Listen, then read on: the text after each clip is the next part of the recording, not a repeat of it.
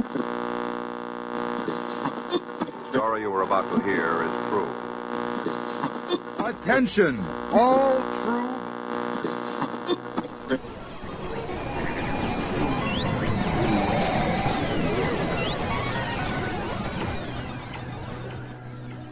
He's alive! Alive!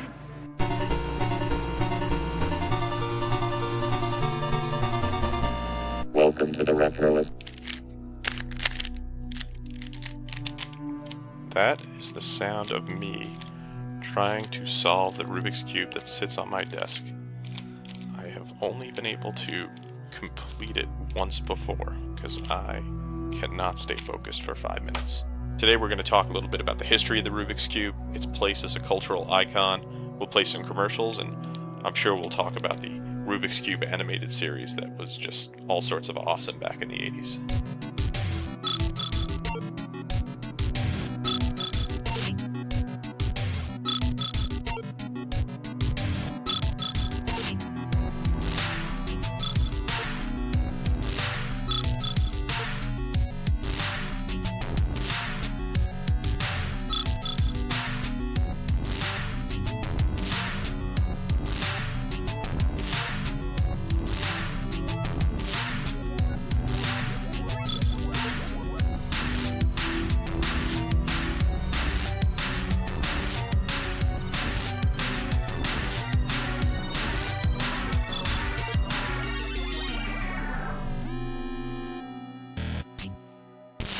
The Rubik's Cube was created in 1974 by Hungarian inventor Erno Rubik. 6 years later, 1980, it made its international debut at toy shows in London, Paris, Nuremberg, and of course in America. Now I could just see the toy marketing people when the cube slid across their desk, trying to figure out, well, how do we sell a cube to the American people? What do we know about it? What's colorful? I don't know. Who can we bring aboard? What do we know? Well, it's Hungarian. Wait a minute, wasn't there somebody Hungarian who was famous? Somebody, of course, Zsa Zsa Gabor.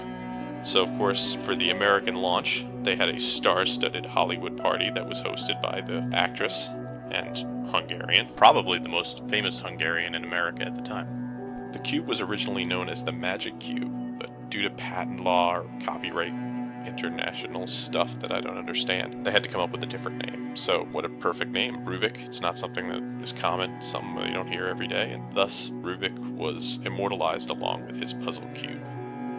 Now I have been struggling with my cube the whole time I've been talking, trying to at least get one side based on what I've learned from watching YouTube, and I have failed miserably. And if that sounds like a very common problem for you, then you will be shocked to know that the record for solving a 3x3 cube is about 7 seconds. I think it's like 7.08 seconds.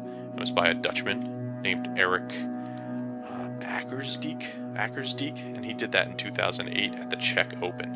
I can only imagine what must go through that man's brain to be able to solve something so quick. I salute you, Eric.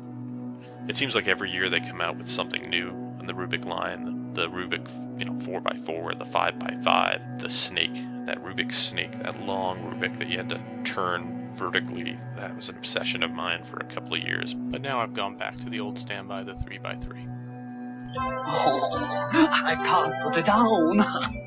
I can't put it down. Can you, Abe? Rubik's Magic Puzzle, new from Matchbox. You'll never put it down. Give that back. It's my turn now. That was a commercial for a puzzle that I was always horrible at, the Rubik's Magic. With the Magic, you flip these horizontal pictures in order to form a rainbow-colored ring. What was really magic is that commercial, because it had both Erno Rubik, who was that Dracula-sounding guy before the Dracula-sounding guy came out. I guess they were really playing up the Eastern European Hungarian thing in a maybe offensive way. I'm not sure. I'd have to ask a Hungarian. And it also has Randy Macho Man Savage yelling at me to solve the Rubik. How awesome is that? Oh yeah! On a mysterious night, Rubik Cube appeared, bringing happiness.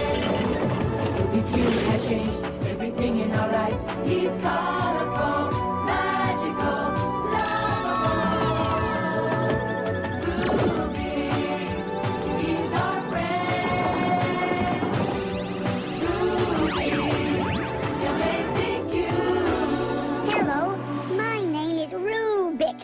that sounded familiar to you, it's probably because you grew up in the 80s and were lucky enough to have watched Rubik the Amazing Cube on Saturday mornings. The Rubiks Cube animated series ran from September 83 to September 84, sadly only one season, and it was produced by the Ruby Spears production company. The show ran on ABC as part of the Pac-Man Rubiks Cube Amazing Power Hour. It was awesome. The show revolved around Rubik, who is a magic cube. He fell out of an evil magician's stagecoach and into the hands of Carlos, Lisa, and Reynaldo Rodriguez. Now that I think of it, I think that was the exact same plot of Frosty the Snowman, but instead of a hat, they had a magical color cube. Kinda cool. I like to think of these kind of shows, Rubik's Cube, as the same sort of plot as Scooby-Doo or Jabberjaws, any of those shows that revolved around a group of kids, normal kids, who find something magical, a dog that could talk, a shark that could walk on land. Of course, that made the show kind of formulaic because you knew how it was going to end. In Scooby-Doo, they had to build an overly elaborate thing to capture the villain. In Rubik, the kids had to solve the cube, who always managed to get himself all turned around. Luckily, the Rodriguez kids were geniuses at solving the cube. It would take them minutes to solve the cube. They were like that Dutch guy who could solve it in 7 seconds, no matter what. In fact, even the animals in the show that they traveled with had a talent for solving the cube. It was pretty funny. My cube would have no powers and would never, ever be solved. Besides being just a great show, Rubik the Amazing Cube was the first show to feature Hispanic children as the main characters. This led to some Hispanic synergy when the boy band Menudo, pre-Ricky Martin, was chosen to do the theme song for the show. The show had some really great voice talent. Michael Bell of Smurfs and Transformers fame played Reynaldo. Jennifer Parjardo played Lisa. And Michael Saucedo played Carlos.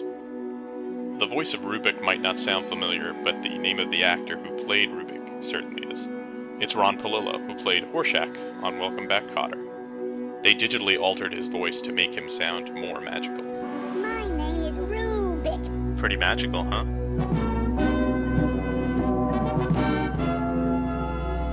One of the great things about the Rubik's Cube is that it's not a relic of the past.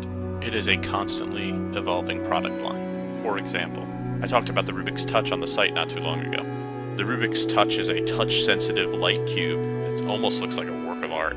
You slide your fingers across it and it moves just like a normal Rubik's Cube would, but you can actually ask it for hints and have it re-scramble itself. It's beautiful.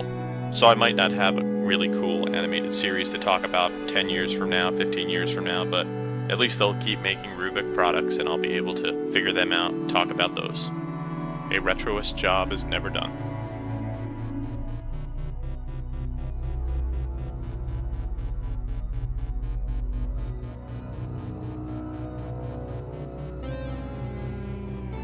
Thanks everyone for listening.